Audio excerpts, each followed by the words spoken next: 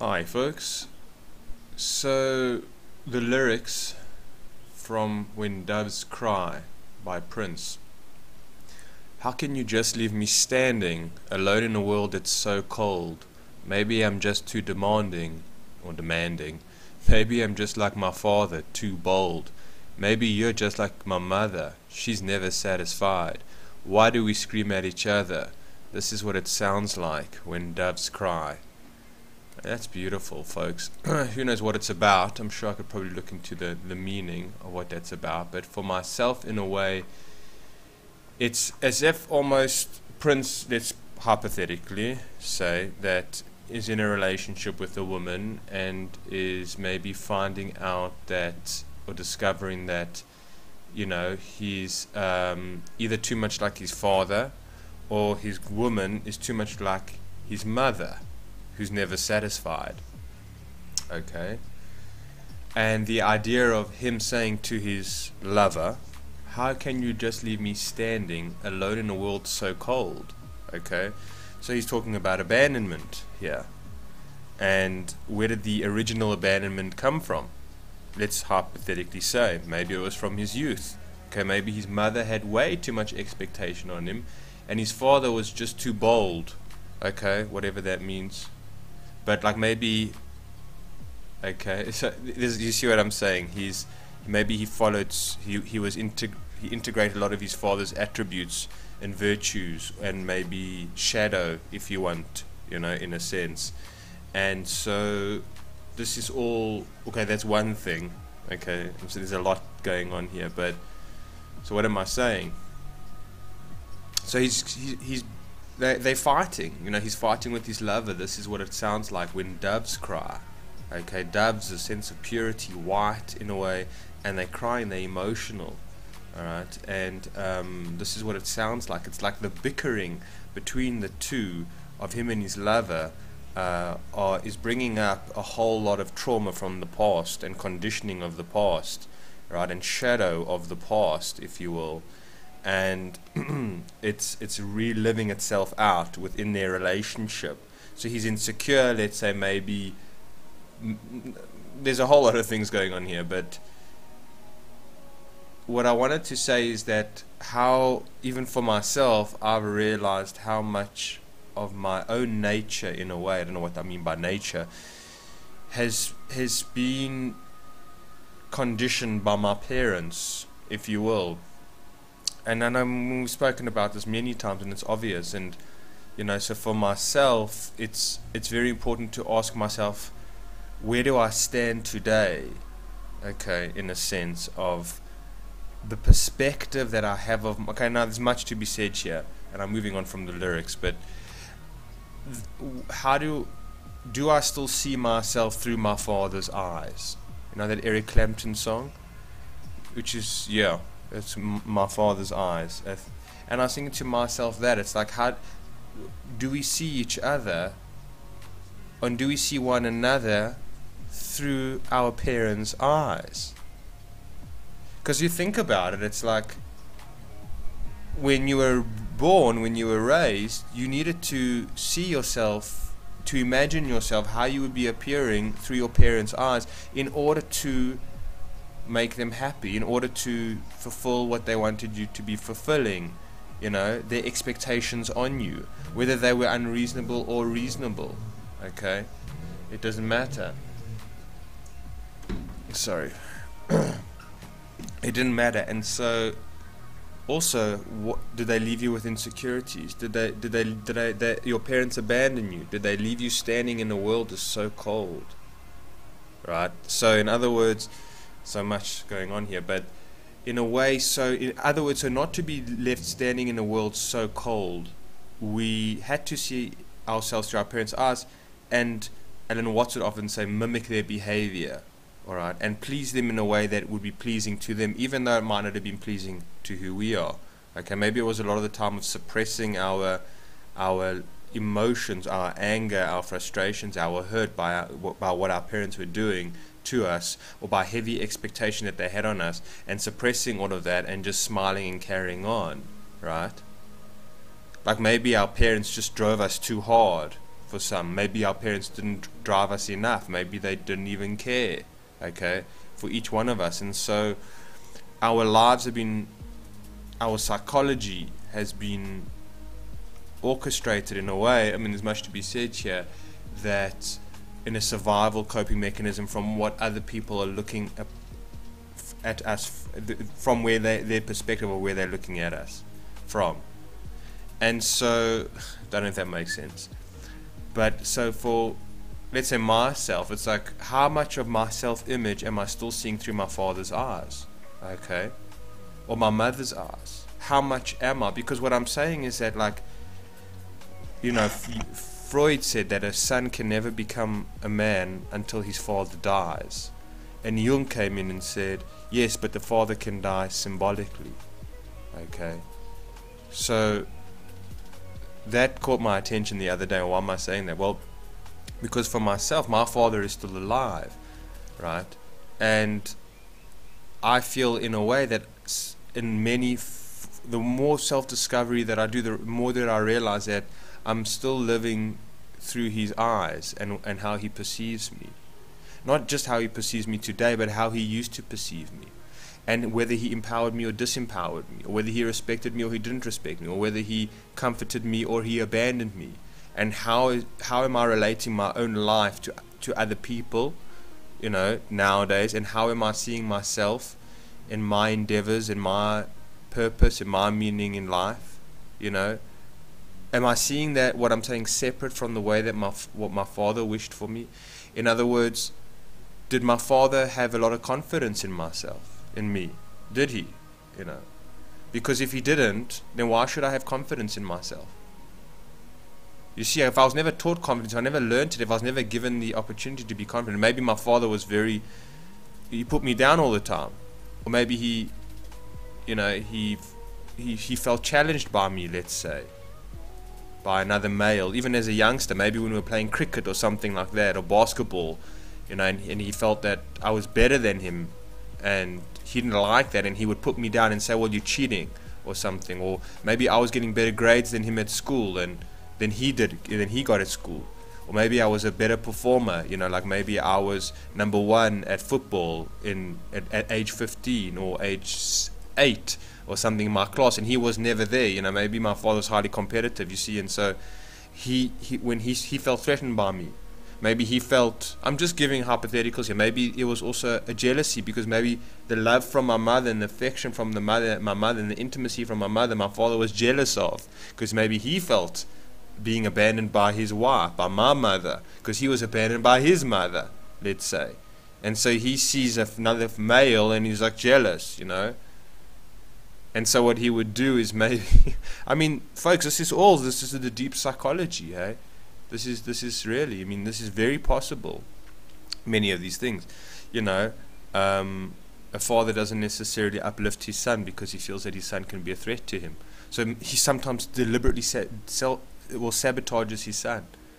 He'll give him, I'm seeing it, like, you know, with in movies and so much, but like I've heard about it in professors at school, at varsity, and they feel that their student is sort of out, you know, expanding them, okay? Like the student in the class is outperforming the professor and asking questions beyond the professor's capabilities, and the professor feels threatened by it. So they'll say, stop asking questions, I'm the teacher here, or something like that. Or, you know, that's what they did to Einstein, basically. You know, this is where I watched the documentary. Like, all these professors felt threatened by him, most of them, and so they just sabotaged him.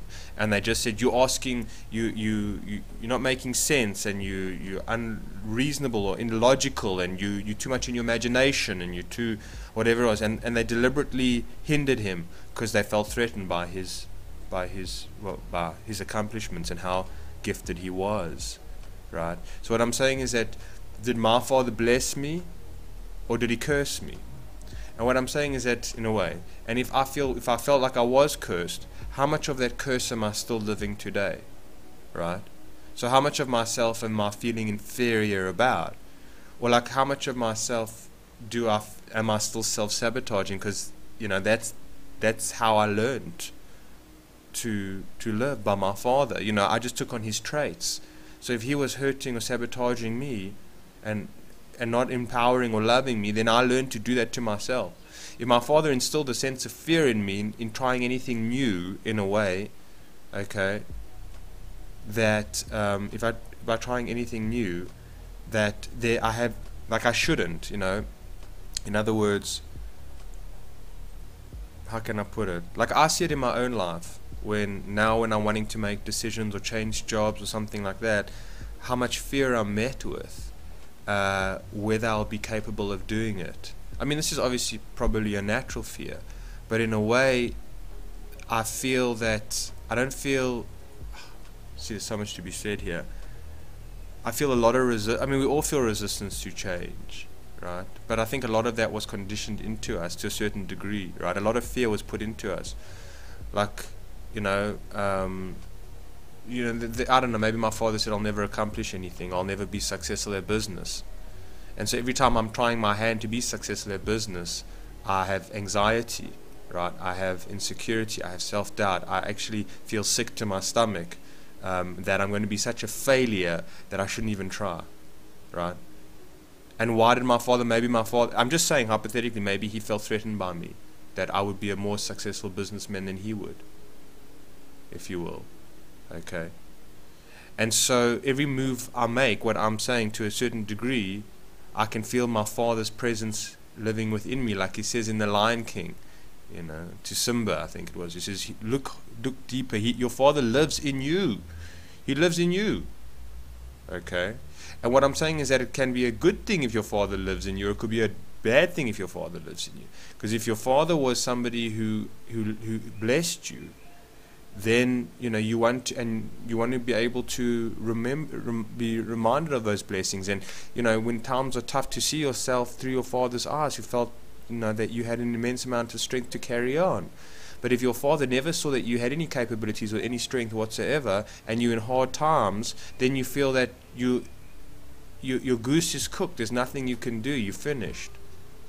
You see, it's like you have no self-belief. So your father still lives in you, and he's the critic inside of you, saying, well, you shouldn't have, I don't know, even tried your hand at that, because look, maybe a new career job, or you took too much of a risk, or who do you think you are, or I told you you'll never amount to anything. And so the critic voice comes in, and in your desperate time of need.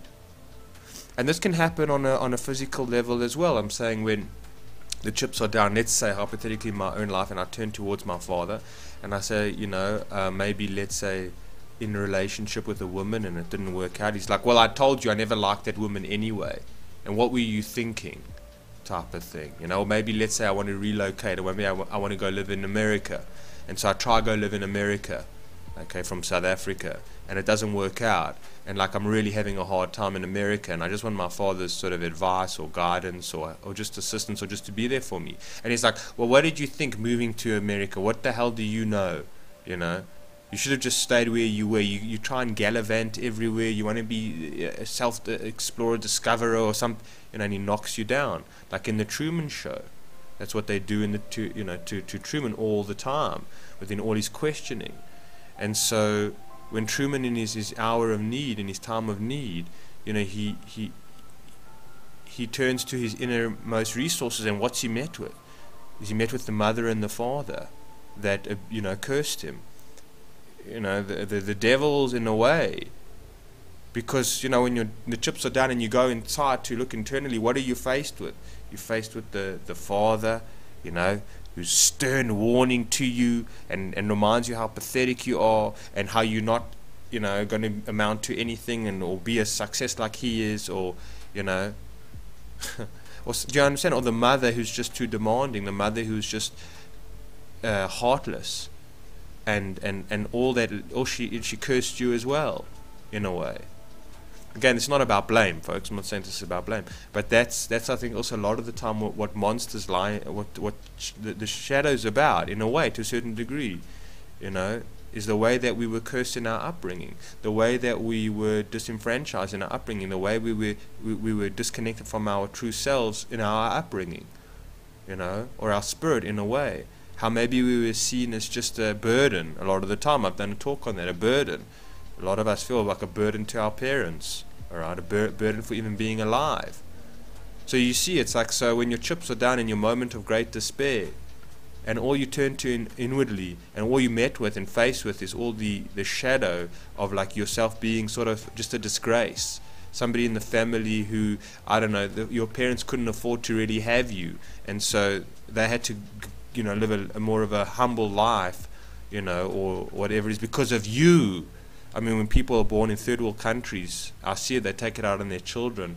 It's like, because of you, we have to live on the breadline. I mean, we can't have anything luxurious because we have to take care of you. And you, I mean, I remember my friend Tabo, a black guy, his mother would give him her shoes to wear when she was tired of wearing them. And he felt like he was sort of, not just a hand-me-down, but he was wearing women's shoes and the kids made fun of him. Because his mother was like, well, I don't want to buy you a pair of shoes. I don't have the money for it. And if I do have money, I want to buy it on booze. I want to spend it on booze. So it's like, yeah, so that's how you feel. I mean, maybe you were the last born, or maybe you were an unexpected child, right? Maybe you were what do you call it? A mistake. Maybe your parents, had no desire to have you whatsoever. Or maybe you didn't have, your parents weren't even married. Not that married's such a big deal, but you were just a mistake. You were just a one night of fun without, I mean, you could have been, your mom could have been 18 years old and your dad could have been 17 years old. It's like, what did they know, right? So you were born into a world, okay, as a burden, and and so you turn within yourself in your hour of need and you see a burden. Anyway, folks, much to be said on all of this, but that's the idea, is that, like, I'm thinking in my own life how my father can die symbolically, okay, for me, because I know that there's a part of me that still wants his approval. I'm amazed by it. I just saw it the other day. That wishes for his approval. There's a part of me that wants to make him proud. Jordan Peterson, he said, like, why does one care to make their father proud? But like it means the world to them, but to a stranger who's your father's age or a friend of your father's, you don't care to make them proud. You won't go out of your way to make them proud. Why do you care? I mean, it's nice if you have a healthy relationship with your father, and I'm saying, and he's encouraged you your whole life, you want to say, well, look, Dad, you gave me amazing virtues and resources and abilities and strengths, and look, I've used them, and isn't it wonderful that I've carried on also sometimes your vision or the best of who you are, in a way, not the worst of who you are, but the best of who you are, and I've utilized it in my own life, and it's really done wonders for me. It's really been beautiful for me. It really has. And that's the thing, is that for myself, I'm not saying my father was, how healthy or unhealthy was he, how developed was he, how much shadow work had he done when he raised me. Because if he hadn't done his shadow work, then he was obviously a lot of the time projecting it onto me, his own insecurities, whatever it is. Maybe he also felt, let's just say hypothetically, that my father, he was such a great success, and here comes along the son who's going to ruin his image. I mean, nobody appreciates that in like royalty. Let's just say hypothetically, or somebody who's very well known in the community or something. Has got a good status or something, and then the child comes along and wrecks it because they're such a, misbehaved, or somebody who's just so disrespectful, or you know what I mean. You get this idea where you see the king and the queen, and their son is sort of just a bum, and he doesn't care, and he's a drug addict, and he just is an embarrassment to the family, and they just, it's terrible, and whatever it is. And so, I don't know what I'm saying, I forgot my point. But so for myself, the symbolism of my father, and every step I take is my father's voice there, or my father's eyes, somewhere in the ether, looking at me. Are they looking at me, and they're looking and they're watching me, right? How am I going to, I remember now what I was saying just now, but like how am I going to do? And so you see, I'm living in anxiety and fear of like failure, right? Not for my own personal failure, but my failure towards my father. Okay, and what my father might think and how this might come across, all right, and the expectations that my father has on me. And so what I'm saying is that lingers in me, and I'm not a free person. I'm not sovereign. I'm not sovereign. I would even go to as far as to say is that even if the father does die in real life, not just symbolically, that the son who's been set on the path by the father, and has been integrated into the father's integrated their shadow into their child, even though the father's not alive anymore, the child is still set on a trajectory, on a type of map, if you will, that was instilled by the father, directions given by the father.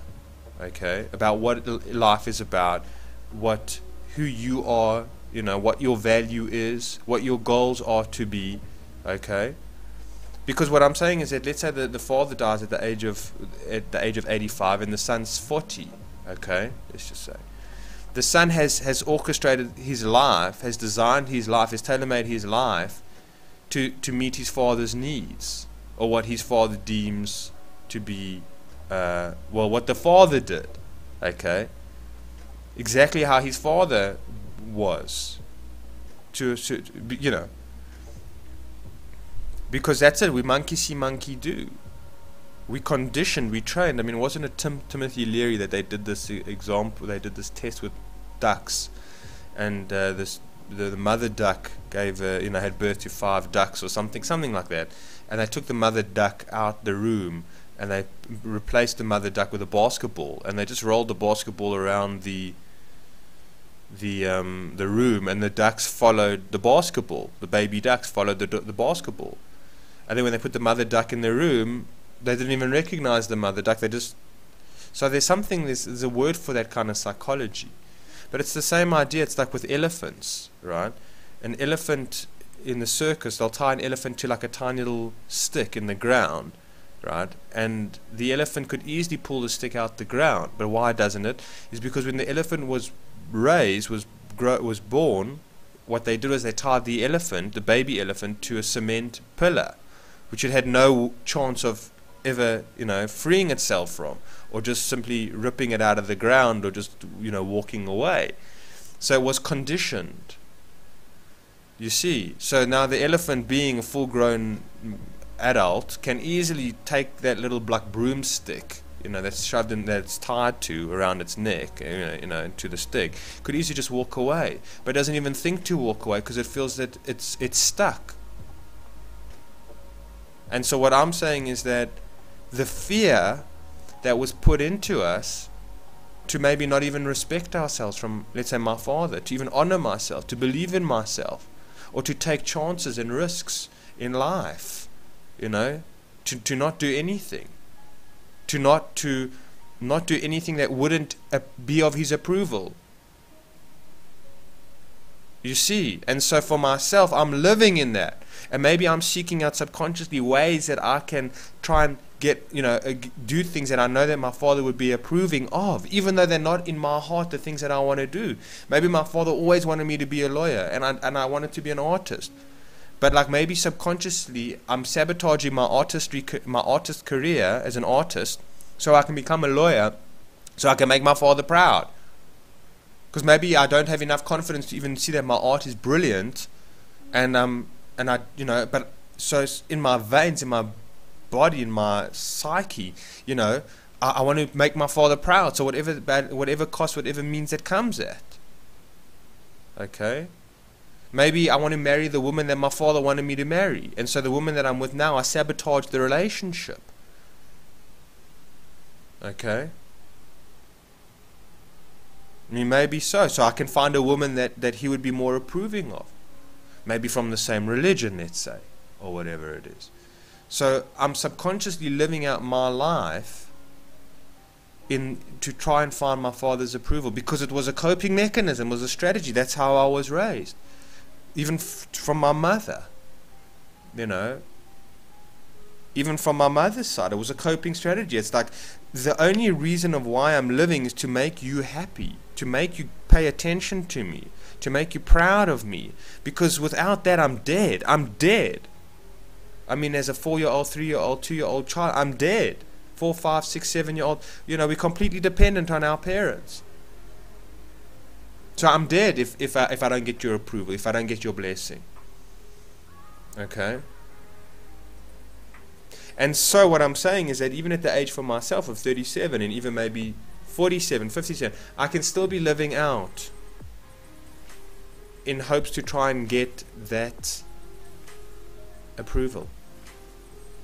Or maybe I'm not even looking for that approval, but maybe I'm so scared of trying my own hand at something, like going my own way. I'm petrified of doing my own thing, let's say in life. I don't know, not following in my father's footsteps or the family tradition or culture in a way. I'm so petrified of doing something that is like, would be considered fringe or whatever it is, or different or unrecognizable to my family lineage or my father, whatever it is, that I'm petrified of doing anything that doesn't fall in line with the family script, in a sense. And so I chain myself. Let's say even if my mom's not around, my father's not alive, my mother's not, I'm chained. I'm like, I've been hypnotized, I've been tranced, I've been conditioned into that way of living and trying to fulfill out that living, even though they're not alive, because not maybe looking for their approval, but just because I'm shit scared to try anything else. To try anything else. And on top of that, there's much more to be said on this. It's not just from parents, it's also from culture. But I think parents are a main thing.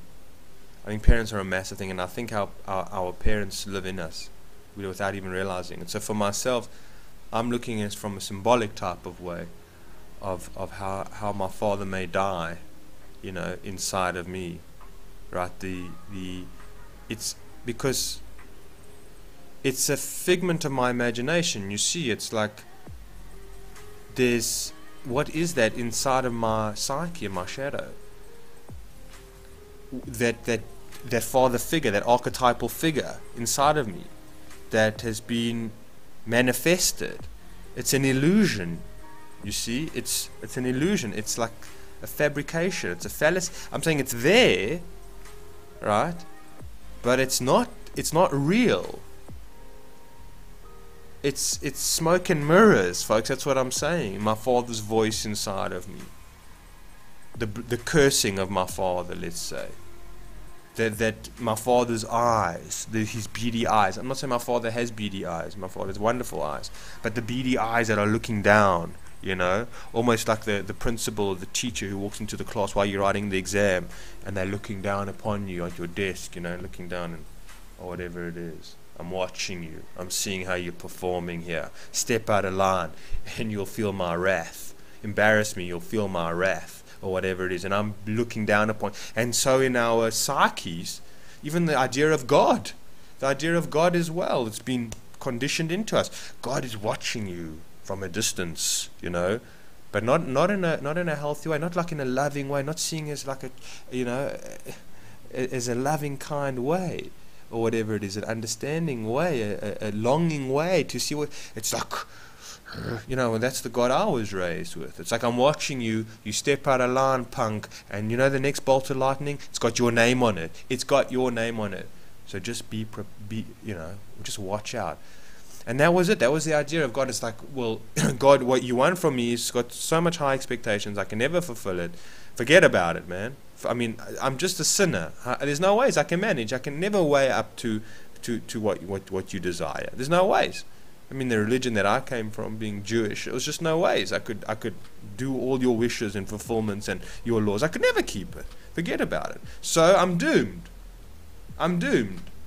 What can I do? I've met my match here, man. I mean, that's the idea of in the Devil's Advocate, where he says God's a trickster, he's a prankster. He likes to watch you sort of squirm, look but don't touch but don't taste but don't swallow, and he's laughing at you basically while you're jumping around, whatever it is, and that's the idea. So I've got that condition of God, meshed up with my father, meshed up with my mother, who maybe, she just felt like I ruined her life. Maybe she wanted to have great achievements and she wanted to be a successful scientist like Albert Einstein's wife. She wanted to be a very successful scientist, and she fell pregnant, and she couldn't because she had to look after the child, and she became a housemaid, you know, whatever, a mother. And so she probably took out a lot of that shit on her child. Like, it's because of you and your father, you know, that I never achieved my goals in life. And so furthermore than that, I'm saying, so for myself, meshed in the shadow in my psyche, in a way, is the father figure waving his fingers, the godly figure with the bolt of lightning, and the mother who's like disgusted, sick, because of you ruined my life, let's just say. And so I don't want to do any shadow work. I don't want to go there. I don't want to have a look at that. I don't. I want to continue and pretend, suppress all of that, let's say, and continue. But in what fashion? Where am I? I'm running away from the shadow. I'm running away from all of that, which is actually driving me in a hectic every single day. My intentions, my emotions, my goals, my direction in life, everything, my fears. Step here, don't step there, eat this, don't eat, whatever it is, you know, say this, don't say that, wear this, talk like this, think like this, you know, pray like this, you know, whatever it is, I'm saying, meshed in.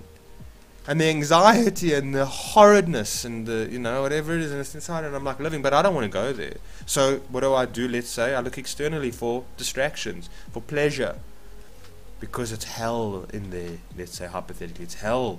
It's terrible. All the devils and the ghosts and the demons that live in there, you know, and it reminded me every day how pathetic I am, what a loser I am. I'll never accomplish anything. Blah blah blah. You know, horrid, horrific. How much time have I got here, folks? Sorry, I've still got a bit of battery. Yeah, so shocking, you know. You can't go forward because into physical life because you probably made such a horrific living hell for yourself out of the choices that you've made based on your fears and your misconceptions about yourself and reality. You've made decisions on your life out of fear from your parents a lot of the time, and you made decisions that aren't who you are in, you know, and so your life sucks and it's a hell, and you wake up in a hell and you go into a hell as well. So there's just hell everywhere. So you're doomed. Your goose is cooked. You know, what can you do? Is to face the face the dread, to face the monster, in a way, and realize that most of it's just illusionary, man, illusionary. But it exists as long as you don't face it, as long as you don't look at it. It reigns king. It reigns big. You know, you've manifested these ghosts, in a way. And they become real, and they're feeding off your energy, your psychic energy. That's how they're living. They still exist in a way because they're there because they're feeding off something of you. They're predators in a way. Okay, and so they're eating something of you. It's not a symbiotic relationship. You don't realize it. It's like a virus on a computer or even in the body that's using all your resources, and you don't even realize it. Slowing down your computer. Slowing down your own personal growth. You don't realize it. And it's internally. But if you face it, right, in a way, and you go into the shadow work, then that will dissolve. Because it's like a mirage, in a way. It's not real, but it's real enough. But the closer you get to it, the more it will disappear. It's the same thing, like I realize with thought in my mind. It's like sometimes I'm thinking negative thoughts or thoughts that I don't want to be thinking. And as soon as I catch on to it, boom, off another time the thoughts are gone. Like, I don't know, I can see maybe I'm looking at a woman and she's way too young for me, let's just say. Well, not for me at all, but my biology is like maybe she's like 18 years old, you know, and I'm looking at her and whatever. And I can see my mind, you know, something going on and saying, oh, and I'm like, man, that's not appropriate. And, you know, something like that, that's not, whatever it is, and it will just go. Or maybe I'm thinking about myself in a not so nice way, not being aware of it, or I'm fearing something, and I'll look at it, and then it'll go. So it's like amazing, as soon as you share the light on it, as soon as you put the light on it, you know, the darkness vanishes, in a way.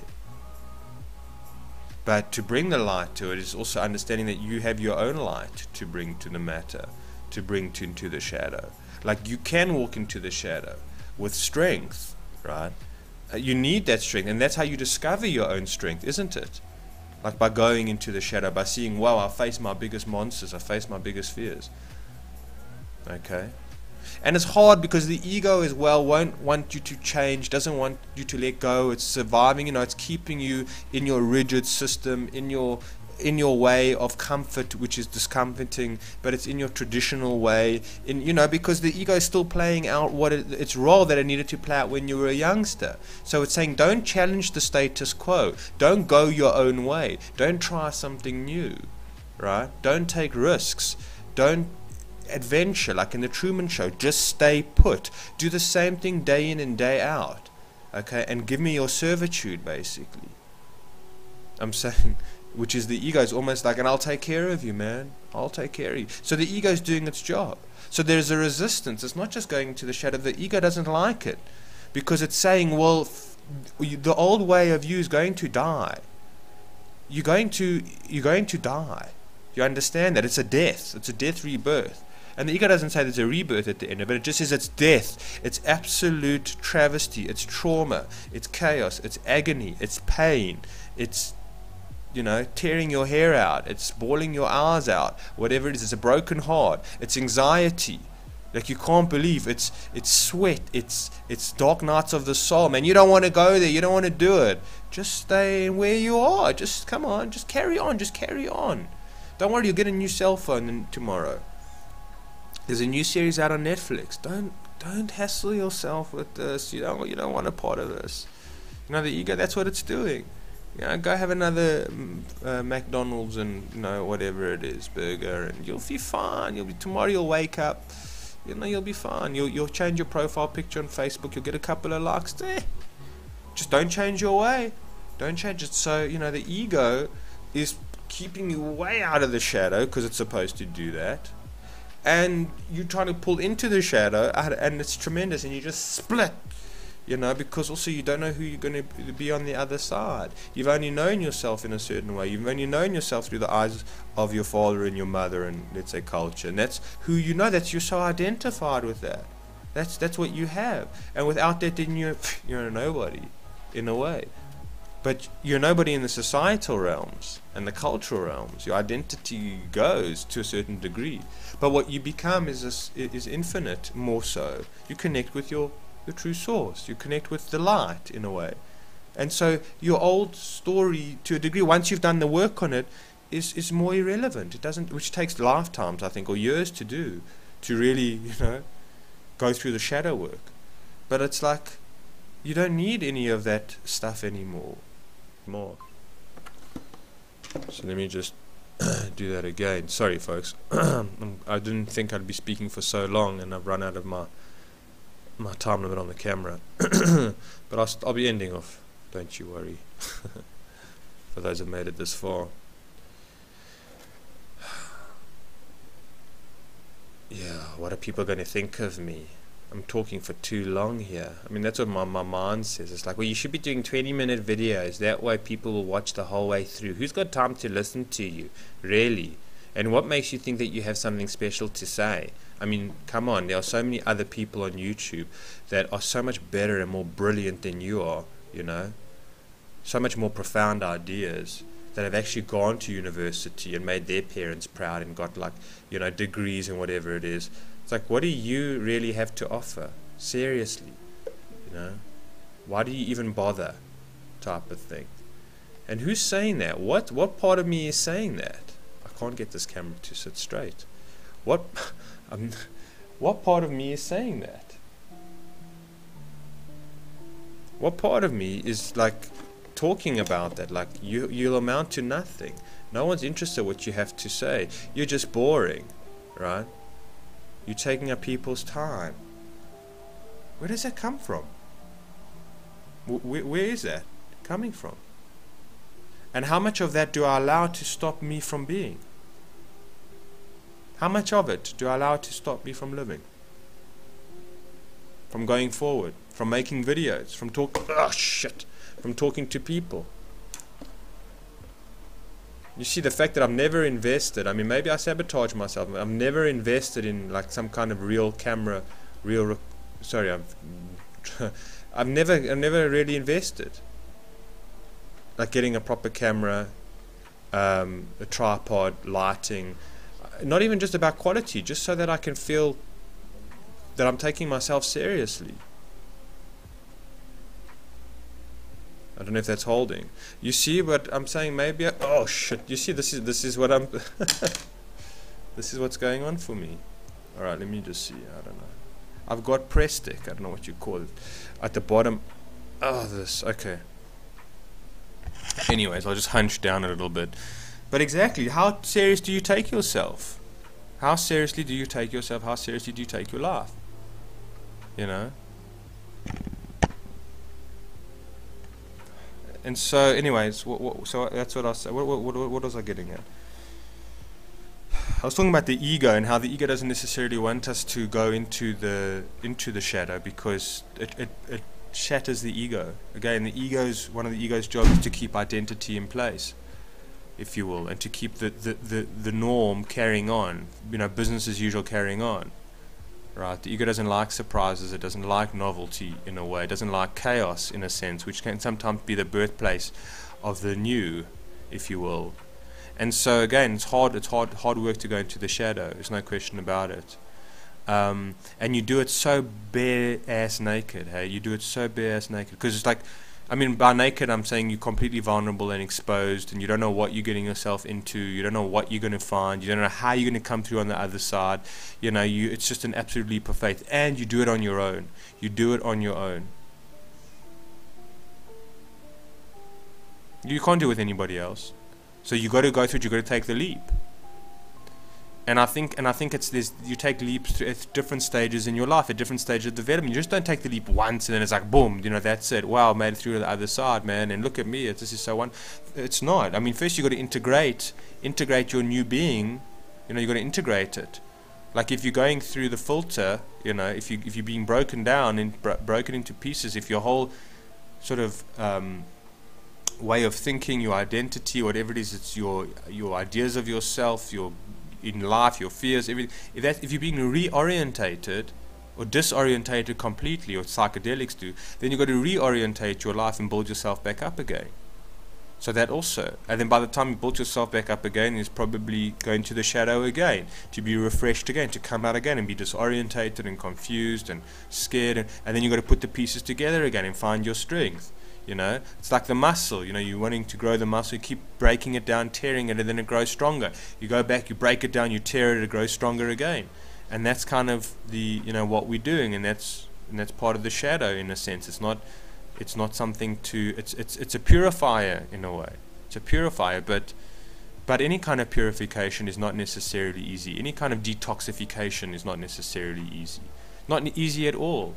But there's great benefits and reward in it, and if you don't do it, then you become so intoxified that it's, you know, it's terrible. You become so possessed in a way by your psyche, by your mind, by the subconscious, by your fears, that you know, and you're so disconnected from anything that's really even real. You're so disconnected from yourself. You're so disconnected from reality, from truth, that it's a horrific horror show, if you ask me. It's a horrific horror show, and so it's like you know, you need to go forward. It's the only way possible.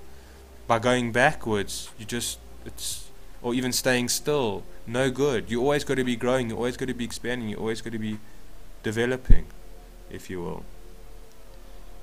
And so that's it, folks. It's like, what's it all about?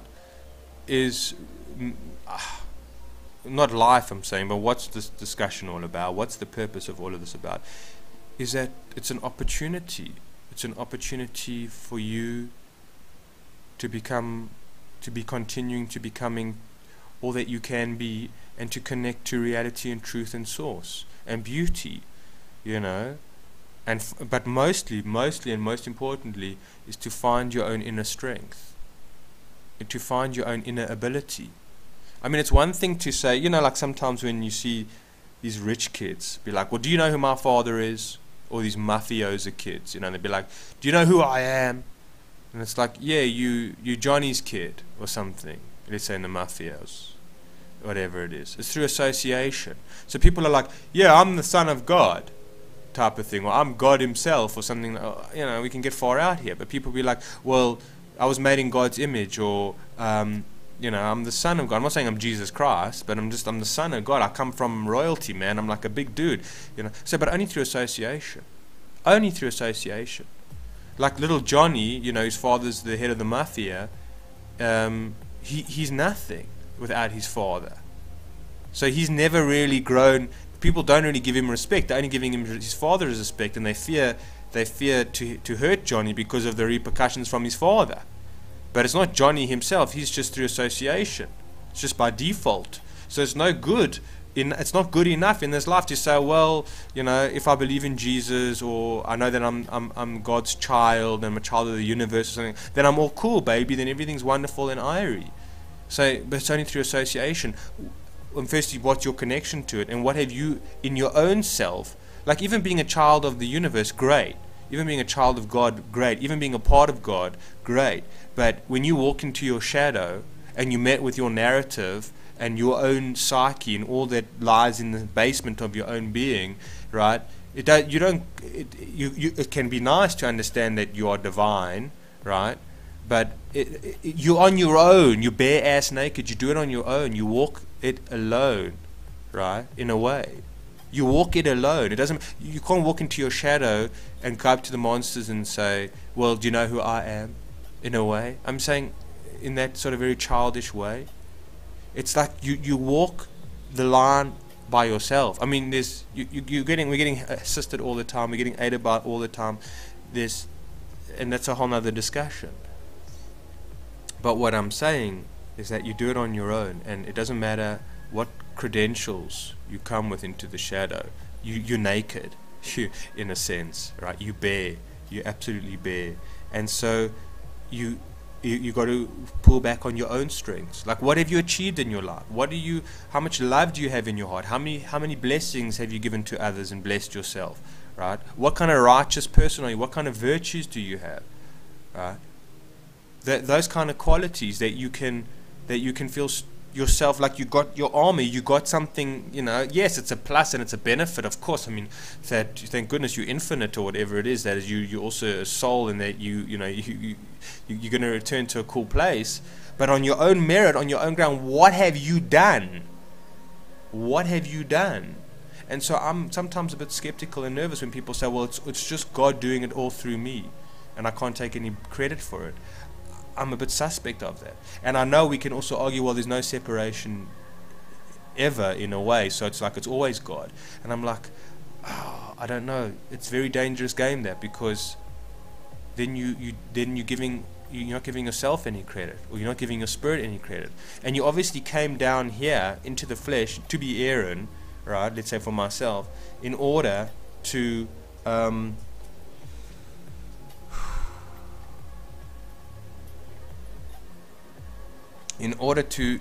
be separate, so I can feel for myself my own fulfillment and my own growth and my own strength away from the Father. Okay? Because when I'm with the Father, even as a child, I'm speaking about Father as being God. When I'm with the Father, then I'm protected by the Father, and I feel like I can hug my Father's leg. You know, I remember when I was a child, if I was scared, I'd be like, I don't want to go. My father would just walk, and I'd hold onto his leg and sit on his shoe. You know, he would just walk and be like, Dad, don't go. You know, and so you can feel that comfort by, you know, the Father in that way. He's going to protect you. He's going to take care of you. He's going to feed you. He's going to clothe you. He's going to think for you. Everything. He's going to do everything for you. And I don't think that's what the Father, I don't think that's what God wants from us.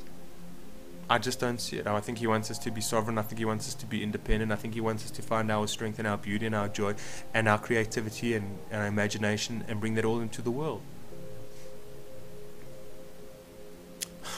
I don't know, folks. I've been speaking for way too long, really. I don't know why I say that, but I just feel I have. But I hope it's been worthwhile. Alright, we'll chat soon. Take care.